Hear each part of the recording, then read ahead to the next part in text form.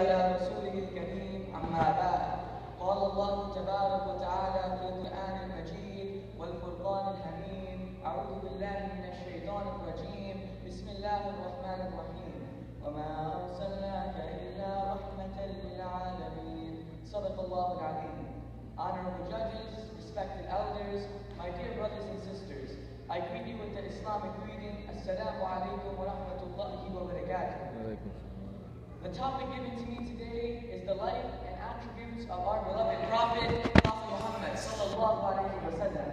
The Prophet Muhammad sallallahu alayhi wa sallam was sent to this earth with one message, to spread the message of Islam to every person and every nation across the entire world. He wanted to do justice to a cold and dark society where only the rich could succeed and the poor and underprivileged were cast aside and thrown away. He truly was the most remarkable man to ever step foot on this earth, and his teachings have inspired millions and millions of people to come towards the path of Allah subhanahu wa ta'ala. Unfortunately, I cannot cover his entire seerah in this limited time frame, but I will be covering two aspects, two key words about the Prophet Muhammad sallallahu alayhi wa sallam's life that in my view are very essential for these modern times. These two key words are justice and equality.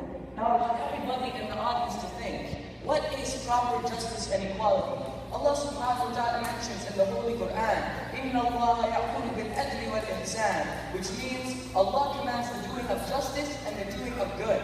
The Prophet Muhammad sallallahu alayhi wa sallam even reflects on this concept of justice and equality in his last khutbah when he says, all mankind is from Adam and Eve. An Arab has no superiority over a non-Arab, and a non-Arab has no superiority over an Arab.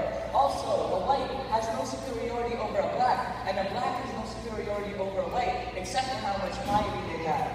The Prophet Muhammad sallallahu alayhi wa sallam would always encourage his ummah to instill this concept of pure justice and equality into them until the day of judgment. There's one example of the Prophet Muhammad sallallahu alayhi wa sallam's justice and equality that stands out to me. One day, the Prophet Muhammad sallallahu alayhi wa sallam was giving a khutbah in Masjid Nabawi when a man stood up, pointed at a group of people and said, O Prophet of Allah, those people's ancestors, they killed one of my family members. But the Prophet Muhammad sallallahu alayhi wa sallam told the man, the revenge of the father cannot be taken out on the son. SubhanAllah, my dear brothers and sisters.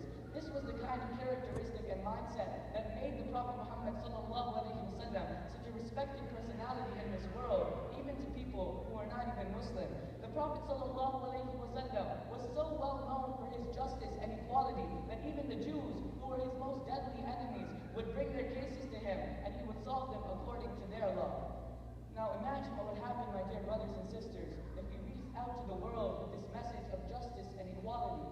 Imagine how much the Muslim Ummah would be elevated.